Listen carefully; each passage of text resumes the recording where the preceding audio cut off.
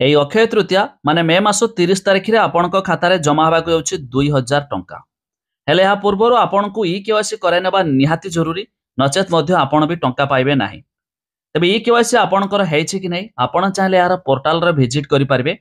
ଏଇଠି ଆପଣଙ୍କର ନିଜର ଆଧାର ନମ୍ବର ଦେବେ, କ୍ୟାପ୍ଚା ଫିଲ୍ଅପ୍ କରିକି ଗେଟ୍ ଓଟିପିରେ କ୍ଲିକ୍ କରିବେ, ଯାହା ସାହାଯ୍ୟରେ ଆପଣଙ୍କର ହେଇଛି କି ନାହିଁ ଯାହା ମଧ୍ୟ ଆପଣ ଦେଖିପାରିବେ। ଏହାଛଡ଼ା ଯେମାନଙ୍କର ଭାବୁଥିବେ ଆମର ମୋବାଇଲ ନମ୍ବର ଲିଙ୍କ୍ ନାହିଁ, ତେବେ ସେ କ୍ଷେତ୍ରରେ ଆପଣ ଚାହିଁଲେ ନିଜ ଆଖି ସ୍କାନ୍ ଏମିତିକି ବାୟୋମେଟ୍ରିକ୍ ଯାହାକି ଫିଙ୍ଗରପ୍ରିଣ୍ଟ ସାହାଯ୍ୟରେ ଆପଣ ବି ଇ କେୱାଇସି କରିପାରିବେ। ତେବେ ଏଥିପାଇଁ ନିଜର ନିକଟତମ କମନ ସର୍ଭିସ ସେଣ୍ଟର ଯୋଉଟାକି ସିଏସ୍ ସେଣ୍ଟର କିମ୍ବା ମୋ ସେବା କେନ୍ଦ୍ରକୁ ଯାଇ ମଧ୍ୟ ଏହା କରିପାରିବେ।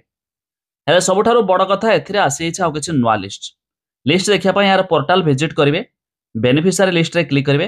ଏବେ ଦେଖନ୍ତୁ ପିଏମ୍ କିଷାନ ସିଏମ୍ କିଷାନ ରହିଛି, ତ ଆମେ ସିଏମ୍ କିଷାନରେ କ୍ଲିକ୍ କରିବା। ଏମିତିକି ଡାଇରେକ୍ଟ ଲିଙ୍କ୍ ମୁଁ ଦେଇଦେବି ଡେସ୍କ୍ରିପ୍ସନରେ, ଆପଣମାନେ ଯାଇ ମଧ୍ୟ ଚେକ୍ କରିପାରିବେ। ଏଇଠି ଡିଷ୍ଟ୍ରିକ୍ଟ ଆପଣ ଯେଉଁ ଡିଷ୍ଟ୍ରିକ୍ଟ ଥିବେ ଡିଷ୍ଟ୍ରିକ୍ଟ ଦେବେ, ଆପଣ ଯେଉଁ ବ୍ଲକ ଥିବେ ବ୍ଲକ ଦେବେ, ଆପଣଙ୍କର ଗ୍ରାମ ପଞ୍ଚାୟତ ଯାହା ବି ଥିବେ ଗ୍ରାମ ପଞ୍ଚାୟତ ଦେଇକି ଭିଉରେ କ୍ଲିକ୍ କରିବେ। ଏବେ ଏଇଠି ଦେଖିବା ଆପଣଙ୍କ ସାମ୍ନାରେ ଦୁଇଟି ଅପସନ୍ ଆସିଯିବ, ଏକ SMF ଯୋଉଟାକି ସ୍ମଲ୍ ମାର୍ଜିନାଲ ଫାର୍ମର, ଆଉ ଏକ ରହିଛି ଭୂମିହୀନ ପାଇଁ। ତ ଆପଣ ଯେଉଁ PDF ଦେଖିବାକୁ ଚାହୁଁଥିବେ PDF ଉପରେ କ୍ଲିକ୍ କରିବେ, PDF ଡାଉନଲୋଡ୍ ହେଇକି ଓପନ୍ ହେଇଯିବ। ଦେଖନ୍ତୁ ଅଲରେଡି ଡାଉନଲୋଡ୍ ହେଇଗଲା, ତ ମୁଁ ଆପଣଙ୍କ ସାମ୍ନାରେ ଓପନ୍ କରୁଛି। ତେବେ ଏଇଠି ଦେଖନ୍ତୁ ଏମିତି ଓପନ୍ ହେଇଗଲା। ତେବେ ଏଇ ଲିଷ୍ଟରେ ଯେଉଁମାନଙ୍କର ନାମ ଥିବ ସେମାନଙ୍କୁ ମଧ୍ୟ ମିଳିବାକୁ ଯାଉଛି, ଆଉ 2 ଦିନ ପରେ ଆପଣଙ୍କ ଖାତାରେ ମଧ୍ୟ ଜମା ହେଇଯିବ 2000 ଟଙ୍କା। ହେଲେ ତାଠାରୁ ମଧ୍ୟ ଆଉ ଏକ ବଡ଼ କଥା, ଯେଉଁମାନେ ଏପର୍ଯ୍ୟନ୍ତ ଏଥିରେ ସ୍କିମ୍ରେ ଆବେଦନ କରିନାହାନ୍ତି ବା ଟଙ୍କା ପାଇନାହାନ୍ତି, ତ ସେମାନେ ବି ଚାହିଁଲେ ପୋର୍ଟାଲ ଜରିଆରେ ନୂଆ ଆବେଦନ ମଧ୍ୟ କରିପାରିବେ। ତେବେ ଏଥିପାଇଁ ଚାଷୀ ପଞ୍ଜୀକରଣ ଅପସନ୍ ରହିଛି।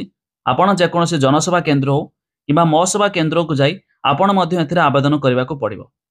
ହେଲେ ଏହା ବି ଜାଣି ରଖନ୍ତୁ, ଆପଣ ଏଥିରେ ଆବେଦନ କରିବା ପୂର୍ବରୁ ସରକାରଙ୍କ ତରଫରୁ ଏକ ପୋର୍ଟାଲ ରହିଛି, କୃଷକ ଓଡ଼ିଶା ପୋର୍ଟାଲ। ତେବେ ଆପଣଙ୍କୁ ପ୍ରଥମେ ଏହି କୃଷକ ଓଡ଼ିଶା ପୋର୍ଟାଲରେ ନିଜକୁ ରେଜିଷ୍ଟର କରିବାକୁ ପଡ଼ିବ। ତେବେ ଯାଇ ଆପଣ ସିଏମ୍ କିଷାନରେ ଆବେଦନ କଲେ ଆପଣଙ୍କର ଡାଟା ମଧ୍ୟ ସେଠି କ୍ୟାଚ୍ କରିବ ବା ଦେଖାଇବ, ନଚେତ୍ ମଧ୍ୟ ଆପଣଙ୍କର ଡାଟା ମିଳୁନାହିଁ ବୋଲି ଦେଖାଇବ।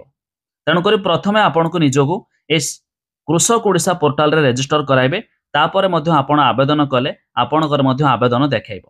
ଯାହାକି ଯଦି ଆପଣ ବି ସିଏମ୍ କିଷାନ ଅଧୀନରେ ପାଇବା ପାଇଁ ଚାହୁଁଥିବେ 2000 ଟଙ୍କା, ତେବେ ନିହାତି ଭାବରେ ଆପଣ ବି ଆବେଦନ କରିଦିଅନ୍ତୁ ସିଏମ୍ କିଷାନ ଜରିଆରେ।